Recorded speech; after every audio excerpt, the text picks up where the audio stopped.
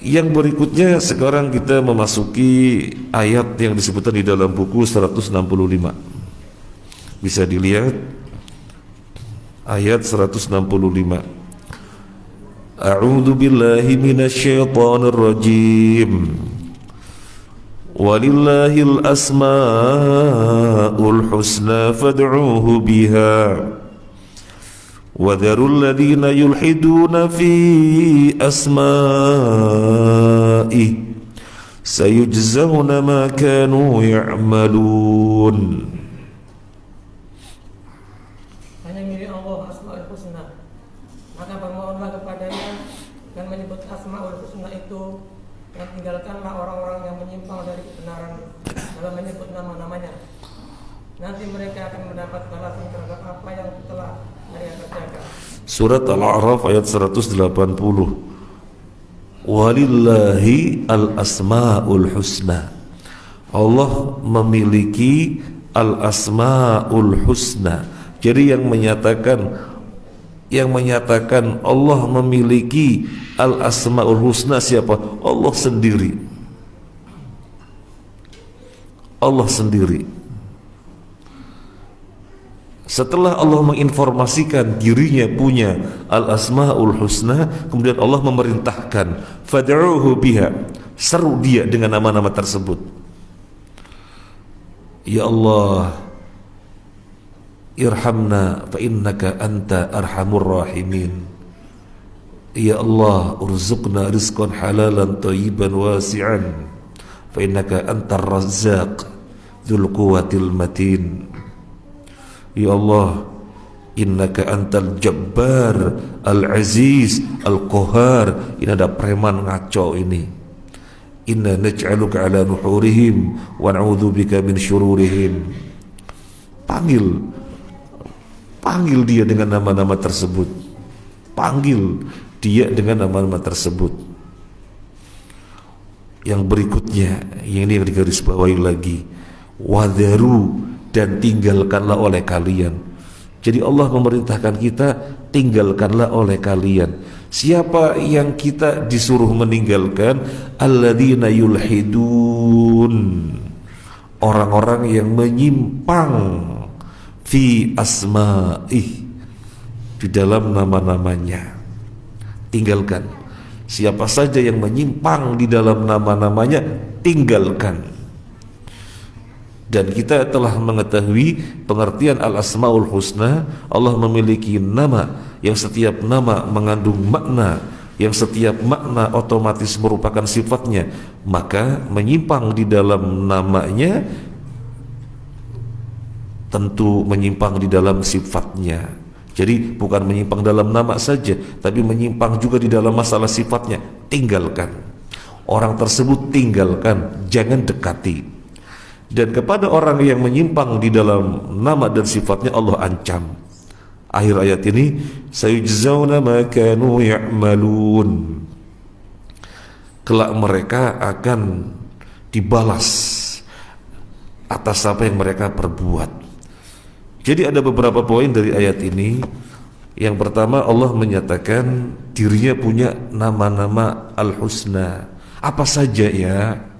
Berarti ketika kita membaca ayat ini menuntut kita untuk mempelajari apa saja ya. Jangan sampai seperti orang kafir. Di dalam surat Al-Furqan, wa idza qila lahum usjudu lirrahman qalu wa marrahman. Ketika dikatakan kepada mereka sujudlah kalian kepada Ar-Rahman, qalu wa marrahman, mereka merespon Ar-Rahman itu apa?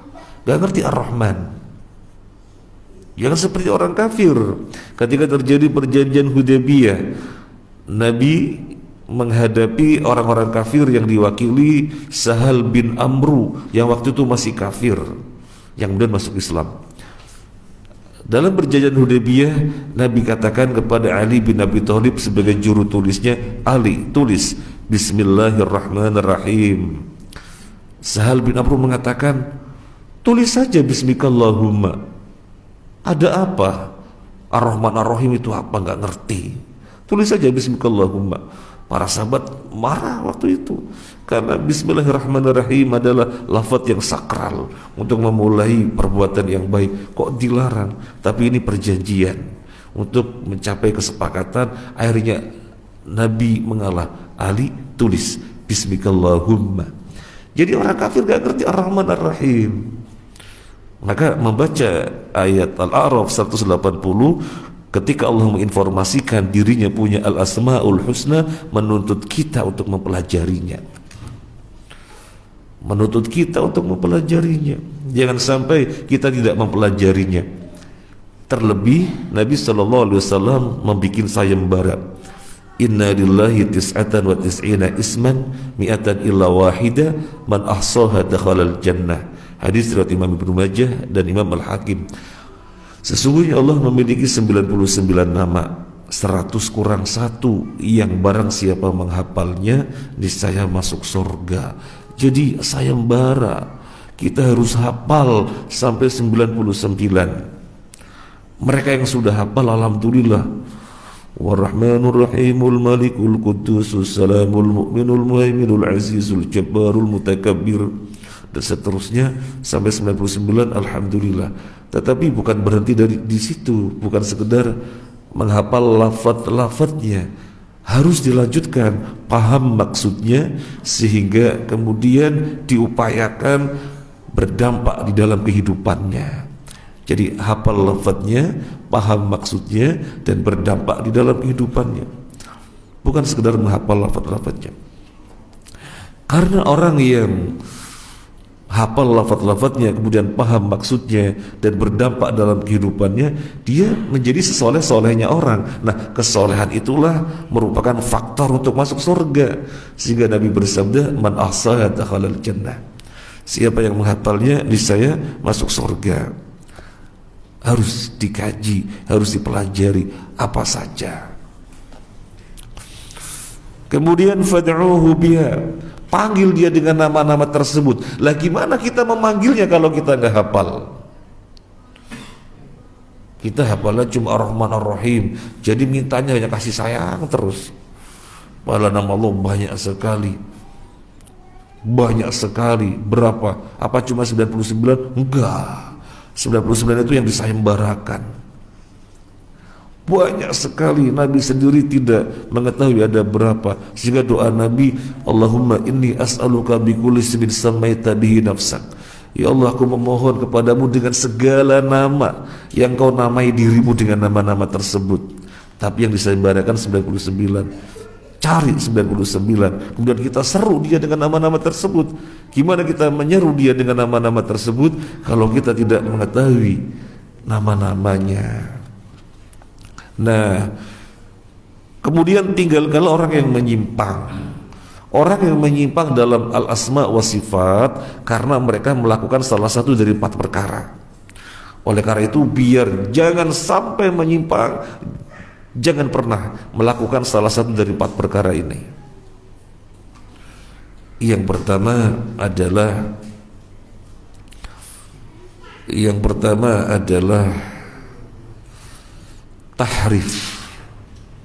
tahrif, mengubah makna. Yang kedua adalah tamthil, menyamakan. Yang ketiga adalah takyif, menanyakan bagaimana. Dan yang keempat adalah ta'til, meniadakan. Jangan pernah melakukan 4 perkara ini, salah satu dari 4 perkara ini, jangan sampai. Yang pertama tahrif itu mengubah. Allah menginformasikan dirinya punya 2 tangan. Ma mana'aka an tasjuda lima khalaqtu biyadai, dalam surat Shad. Wahai iblis, apa yang menghalangi kamu untuk sujud kepada yang aku ciptakan dengan kedua tanganku? Maksudnya Adam. Apa yang menghalangimu untuk sujud kepada Adam yang aku ciptakan dengan kedua tanganku? Allah menginformasikan dirinya memiliki yadayya, 2 tangan. Maka Dua tangan, ya dipahami dengan dua tangan. Jangan ditahrif maknanya. Tangan diubah menjadi kekuasaan. Atas dasar apa? Mengubah, Allah berfirman, dua tanganku diubah dengan kekuasaan. Gak ada dasarnya. Dan tidak mungkin dia mengubah makna tangan kepada makna yang lain, karena tidak ada alasan yang membenarkannya. Kalau misalnya sebagaimana yang kita tulis dalam buku ini, kalau misalnya ada orang mengatakan si kuda dari timur itu gak pernah kalah dalam perlombaan lari sejak tahun 2015. Si kuda dari timur gak pernah kalah dalam perlombaan lari. Kuda dari timur apa maksudnya? Pelari yang sangat kencang dan gak mudah lelah. Loh, kok bisa ditakwil begitu? Kuda kan yang itu kan kuda.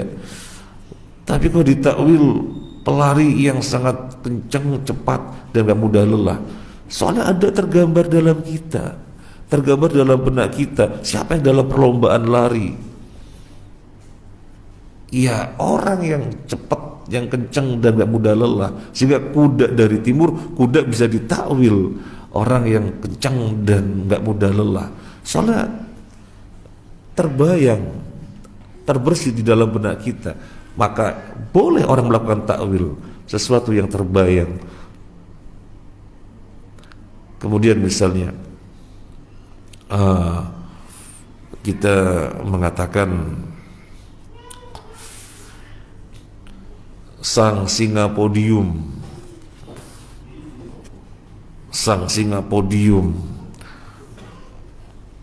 memikat para hadirin sehingga mereka tidak terasa dibawa sampai jam 12 malam karena dia sangat berapi-api.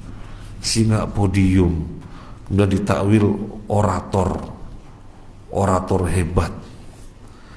Singa kan yang itu singa ya. Tapi kok bisa ditakwil orator hebat? Ya soalnya singa podium, kita tahu podium, kemudian memikat massa sehingga tidak terasa dibawa sampai jam 12 malam. Ya ada terbersih dalam bayangan kita, berarti singa adalah orator maksudnya. Nah sekarang ada nggak yang pernah melihat Allah, terbayang tentang zat Allah? Ya tidak ada. Terus atas dasar apa Allah menginformasikan dirinya punya dua tangan, lalu tangan ditakwil ke makna lain? Nggak ada hal yang membenarkan, nggak ada.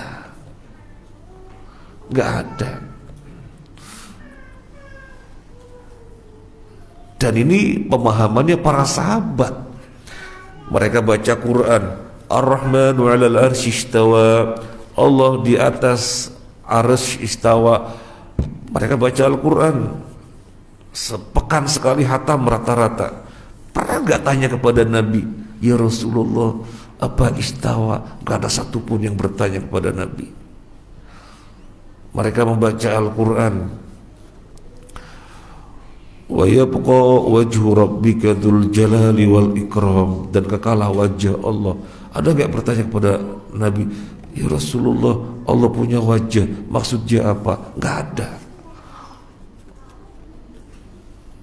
Wajah dilarikan ke makna lain, yang nggak ada. Nah ini jangan melakukan tahrif. Wajah ya wajah. Yang mengherankan, Allah memiliki nama Al-Hayyu, hidup. Manusia juga hidup. Apa kemudian dikatakan Al-Hayyu harus ditakwil, ditahrif maknanya, jangan hidup? Kenapa? Soalnya nanti menyamakan dengan makhluk. Manusia hidup, Allah hidup. Jadi kita menyamakan Allah dengan makhluk, memiliki sifat hidup. Gak ada yang melakukan demikian. Mereka semuanya meyakini Allah hidup, tidak ditahrif maknanya. Nah sekarang siapa yang menginformasikan Allah hidup? Allah. Terus yang menginformasikan Allah punya dua tangan siapa? Ya Allah. Sama-sama informasinya dari Allah. Ada apa yang satu diimani secara langsung, yang satunya baru diimani kalau ditakwil? Ada apa dengan syarat? Ada apa dengan syarat baru diimani kalau ditakwil? Makanya kan Imam Malik ketika ada orang di majelisnya bertanya gimana istawa wa Imam Malik, maka Imam Malik mengatakan al-istiwa ma'lum, istawa jelas, semua kita paham istawa, itu bahasa Arab, semua kita paham istawa. Wal kaifiyah majhul, bertanya bagaimana istawanya, ya gak ada yang tahu. Memang Allah menginformasikan istawanya begini, ya gak ada, majhul, gak ada yang tahu. Wal imanu bihi wajib, mengimani adalah wajib. Gimana kita tidak mengimaninya sementara Allah menetapkan dirinya istawa? Wasu'al anhu bid'ah, dan menanyakannya adalah bid'ah, karena para sahabat tidak satu pun yang bertanya kepada Nabi sallallahu alaihi wasallam.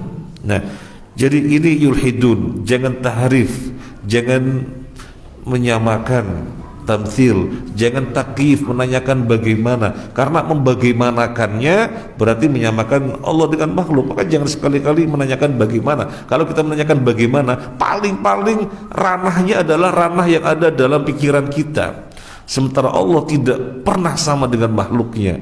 Maka nggak perlu menanyakan bagaimana. Dan jangan ta'til, meniadakan. Bagaimana kita meniadakan nama dan sifat Allah sementara Allah menetapkan dirinya punya nama dan sifat? Seperti Jahmiyah tidak percaya Allah punya nama dan sifat. Mu'tazilah masih percaya Allah punya nama, tapi nama-nama tersebut tidak mengandung sifat. Jadi nama saja tidak mengandung makna apapun. Jadi nggak ada bedanya Ar-Rahman, Al-Ghafur, Al-Malik, Al-Qudus, As-Salam, nggak ada bedanya, karena nama-nama sekedar nama yang tidak ada artinya. Mu'tazilah. Asy'ari mengakui Allah punya nama dan juga mengakui Allah punya sifat, tapi sebagian sifat baru diterima kalau ditakwil, ditahrif. Ini tiga kelompok yang menyimpang. Yang paling tinggi Jahmiyah, disusul Mu'tazilah, yang ketiga Asy'ariyah. Yang ketiga Asy'ariyah. Dan di negeri Indonesia Asy'ariyah ini bisa dikatakan yang terbanyak. Bisa dikatakan yang terbanyak. Karena di antara organisasi yang ada, yang termasuk organisasi besar, di dalam ADART-nya disebutkan berakidah dengan merujuk Asy'ariyah, kurang lebih begitu kata-katanya, saya hafal. Tapi saya memang pernah belajar ADART ini. Kemudian secara fikih kepada Imam Syafi'i. Jadi fikihnya Imam Syafi'i, akidahnya Asy'ariyah. Emangnya akidahnya Syafi'i sesat?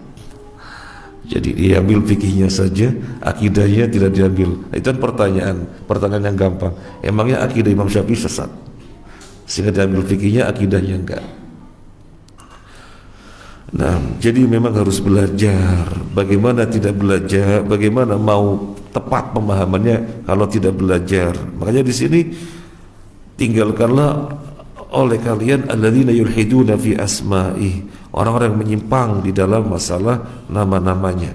Sayujzauna ma kanu ya'malun, kelak mereka akan dibalas atas apa yang mereka perbuat, akan disiksa.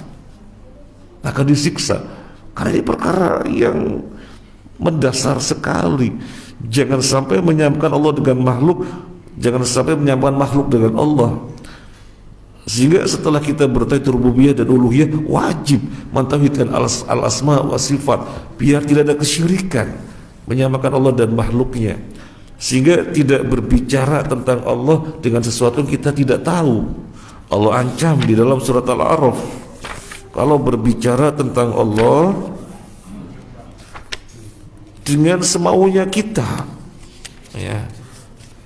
Di dalam Al-A'raf ayat 33, Qul innama harrama rabbiyal fawahisha ma dhahara minha wa ma batan wal ithma wal baghya bighairil haqq wa an tusyriku billahi ma lam yunzil bihi sultana wa an taqulu 'ala Allahi ma la ta'lamun.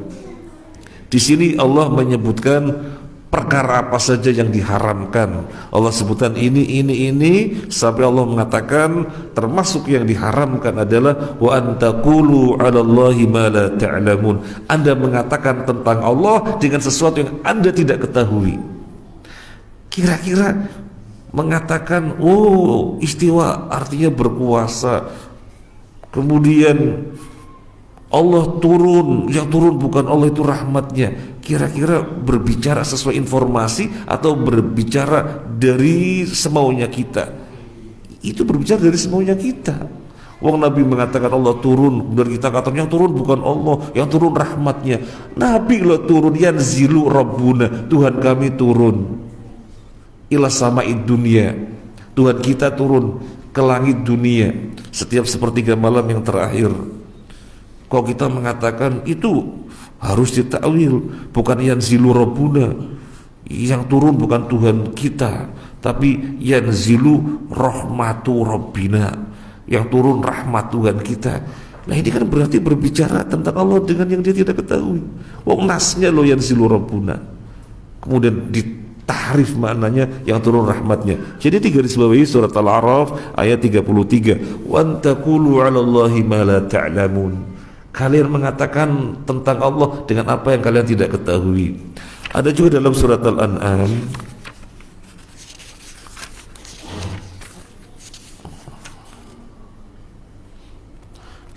ayat berapa ini? Ayat 93. Waqaf yang terakhir, al-yawma tujzauna 'adzabal huni bima kuntum taquluna 'ala Allahi ghairal haqq. Pada hari ini kalian dibalas dengan azab yang menghinakan, 'adzabal hun. Kenapa? Bima kuntum taquluna 'ala Allahi ghairal haqq. Karena kalian mengatakan tentang Allah dengan sesuatu yang enggak benar. Mengatakan tentang Allah dengan enggak benar. Ini sama dengan yang sekarang kita bahas, Al-A'raf 180. Sayudzawna ma kanu ya'malun. Kelak mereka dibalas dengan apa yang mereka perbuat karena mereka yulhidun, menyimpang di dalam nama dan sifat Allah. Ini kan pembahasannya secara panjang lebar dan sangat detail dikaji oleh Ustaz Aun Rafiq di hari Selasa keberapa takmir? Selasa keempat ya. Selasa keempat, panjang lebar dikaji oleh Ustaz Aun Rafiq. Nah, itu harus diikuti kajian tentang al-asma was sifat. Karena kalau kita tidak mengikuti kajian al-asma was sifat, tetapi mengikuti kajian yang di televisi secara umum gitu ya, atau kajian-kajian di masyarakat secara umum, ya suka-suka hanya nama-nama yang dihafal saja, nggak dikaji. Nah, harus dikaji biar jangan sampai yulhid, biar jangan sampai menyimpang. Kemudian masyarakat muslimin rahimani rahimakumullah, kita lanjutkan yang di bawahnya 165. Ibnu Abi Hatim meriwayatkan dari Ibnu Abbas tafsir firman Allah, yulhiduna fi asma'ihi, menyimpang di dalam nama-namanya, menyelewengkan asma'nya, menyelewengkan namanya, yaitu berbuat syirik di dalam asma'nya. Diriwayatkan pula dari Ibnu Abbas tafsirnya, yaitu mereka orang-orang musyrik mengambil dari asma'nya untuk nama-nama berhala mereka, seperti nama Lat berasal dari Illah dan Uzza berasal dari Aziz. Diriwayatkan dari Al-A'mas. Ini di antara bentuk penyimpangan.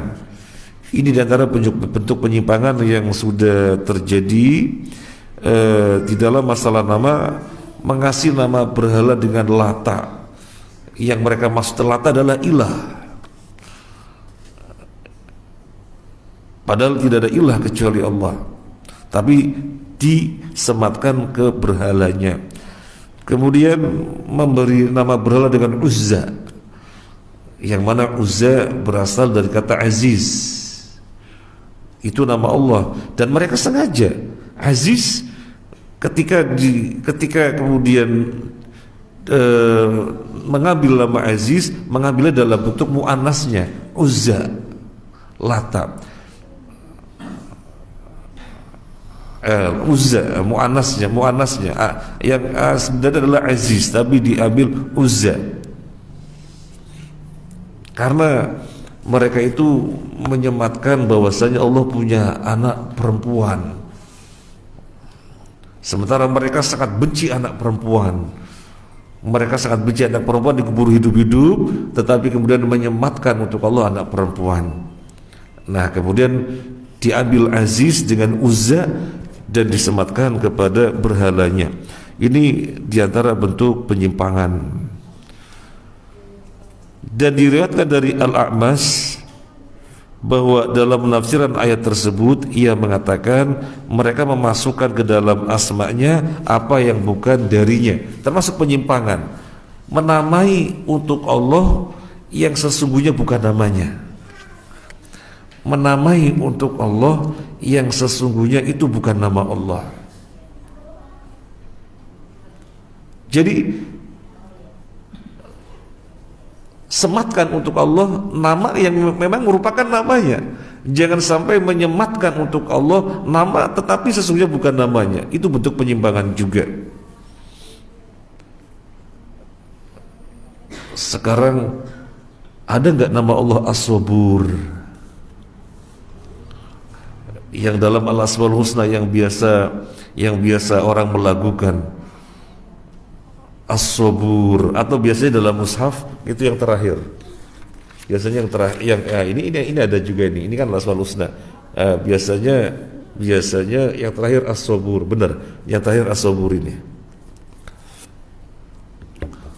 Sebaiknya tidak menyebut Allah As-Sabur karena riwayat tentang As-Sabur, pernyataan Allah punya nama As-Sabur secara langsung tidak ada, tapi maknanya ada, yaitu Allah Al-Halim. Al-Halim maknanya adalah As-Sabur. Sehingga yang lebih aman tidak menyebut Allah dengan As-Sabur, tapi menyebut Allah dengan nama yang memang Allah tetapkan, Al-Halim. Makanya di dalam buku yang sedang kita tulis Al-Asma wa Sifat, memahami Al-Asmaul Husna yang kita susun berseri, kita baru nulis sekitar 55 nama, kurang 44-an lagi. Tapi ya memang menulisnya harus lama gitu ya, apalagi diselingi buku-buku yang lain dulu. Kita tidak mencantumkan nama Allah As-Sabur karena riwayat yang nyata-nyata adalah Al-Halim. Nah, jadi ini Al-A'mash mengatakan termasuk bentuk penyimpangan menyematkan untuk Allah nama yang sesungguhnya bukan namanya. Nah, sekarang kita memanggil Allah ya Gusti Pangeran Sawiji.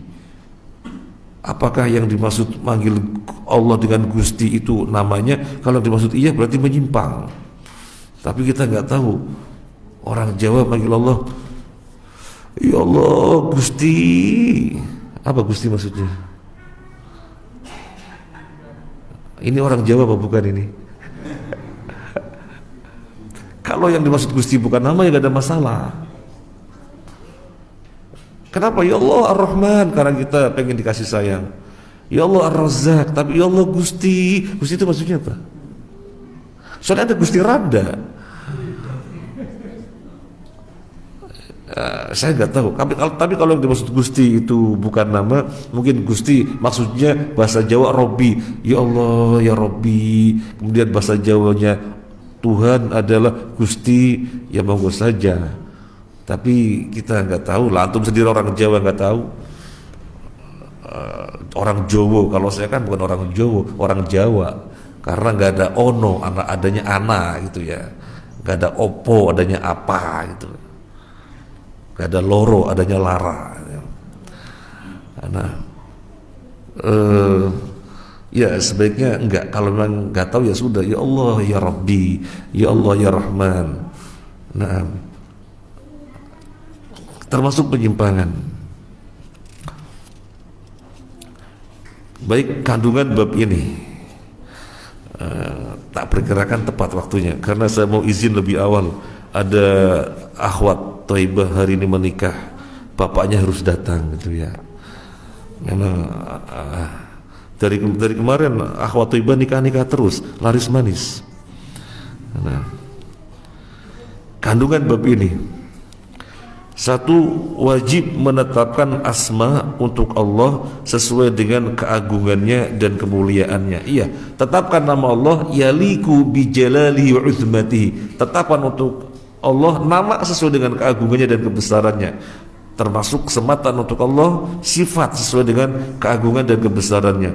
Bagaimana tangannya Allah? Allah punya tangan yaliku bijalalihi wa uzmatihi. Allah punya tangan sesuai dengan keagungan dan kebesarannya. Allah turun, iya Allah turun ke langit dunia. Ke langit dunia, ini langit yang terdekat dengan kita. Gimana turunnya? Yaliku bijalali uzmati, sesuai dengan keagungan dan kebesarannya. Allah datang, ya Allah datang.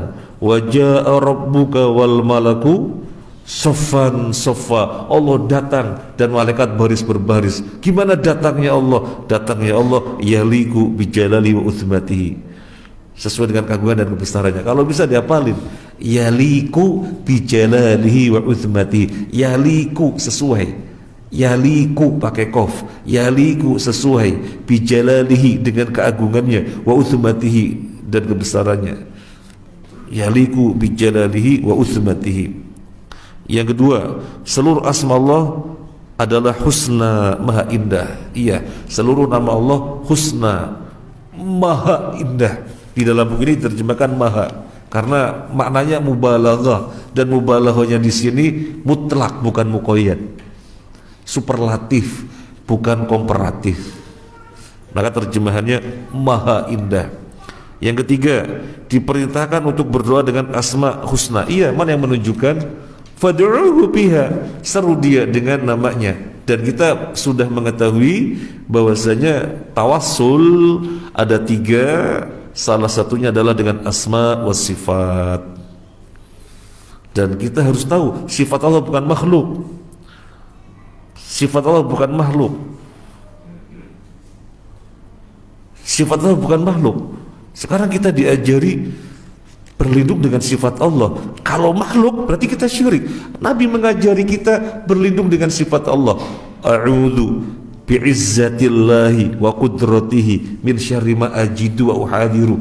A'udzu, aku berlindung, bi'izzatillahi, dengan keperkasaan Allah, wa qudratihi, dan kekuasaannya. Nah, kita berlindungnya kepada siapa? Berlindungnya dengan keperkasaan Allah dan kekuasaan Allah. Loh, kok gak berlindung kepada Allah? Ya, diajari Nabi berlindung dengan keperkasaannya dan kekuasaannya, menunjukkan sifat Allah bukan makhluk. Dari sini kita paham kenapa Al-Quran ini bukan makhluk. Kenapa Al-Quran bukan makhluk? Karena Al-Quran adalah kalamullah. Allah berbicara. Berbicara itu sifat. Berbicara itu sifat. Allah berbicara, Allah mendengar, Allah mengetahui, Allah mencintai, Allah murka. Itu sifat. Allah berbicara sama aja sifat. Nah, Al-Quran pembicaraan Allah, maka Al-Quran bukan makhluk. Loh, itu kan kertasnya makhluk. Iya, kertasnya makhluk. Alhamdulillahirabbil alamin, itu suara Pak Yasin makhluk. Ini tintanya makhluk. Tapi apa yang ditulis dengan kertas, apa yang ditulis di atas kertas dengan pena dan dengan suara Pak Yasin, itu kalamullah, bukan makhluk. Nah, karena sifat bukan makhluk. Karena sifat bukan makhluk. Yang berikutnya, yang keempat, diperintahkan untuk meninggalkan orang-orang yang tidak tahu, yang menyelewengkan asmanya. Tinggalkan, nanti malah kita kena syubhat, nanti kita malah kena kerancu-rancuan di dalam berbicara, di dalam meyakini tentang Allah Tuhan kita. Sementara Allah memperingatkan wa an taqulu 'alallahi ma la ta'lamun. Jangan mengatakan tentang Allah apa yang kalian tidak ketahui. Al-yauma tujzauna 'adzabal huri bima kuntum taquluna 'alallahi ghairal haqq. Pada hari ini kalian diadab dengan adab yang pada hari ini kalian dibalas dengan adab yang menghinakan karena kalian berbicara tentang Allah tanpa hak. Kemudian tafsir menyelewengkan asma Allah sudah dibahas secara panjang lebar.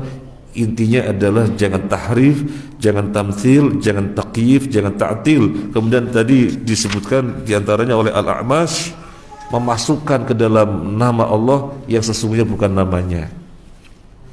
Ya, yang sesungguhnya bukan namanya. Dan bukan nama Allah saja yang kita tidak boleh membikin-bikin, termasuk nama malaikat kita nggak boleh bikin-bikin.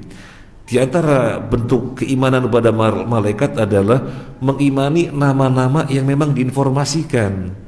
Adapun yang tidak diinformasikan, Allah a'lam. Nah, malaikat Israel, nggak ada penyebutan malaikat Israel.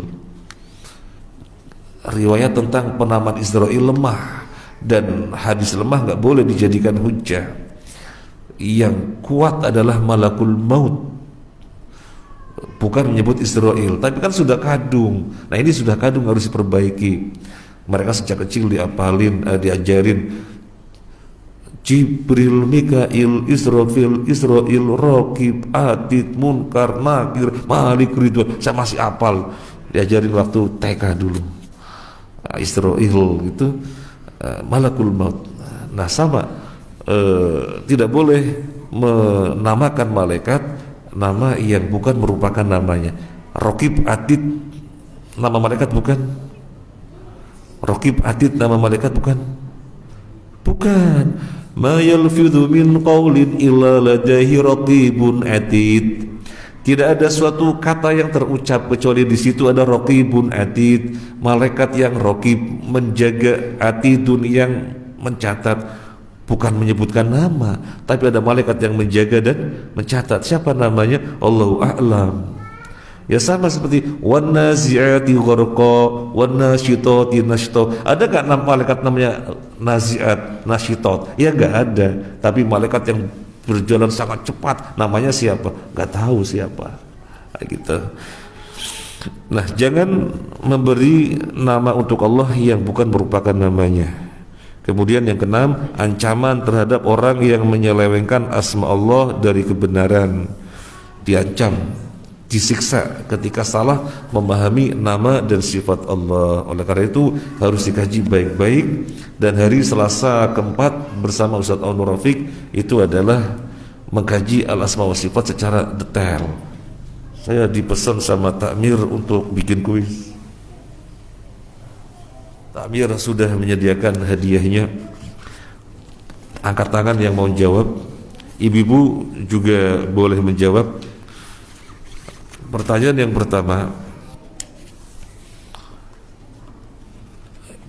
pertama mendapatkan masing-masing satu judul. Jadi semua judul, judulnya banyak ini. Satu-satu dikasih semuanya. Bacakan ayat Al-A'raf 180.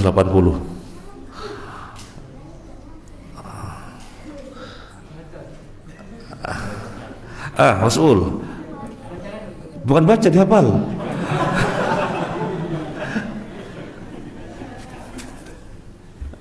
Ayo, tak tunggu setengah menit. Walillahil asmaul husna fad'uhu biha wa dharul ladzina yulhiduna fi asma'i sayujzauna ma kanu ya'malun. 6.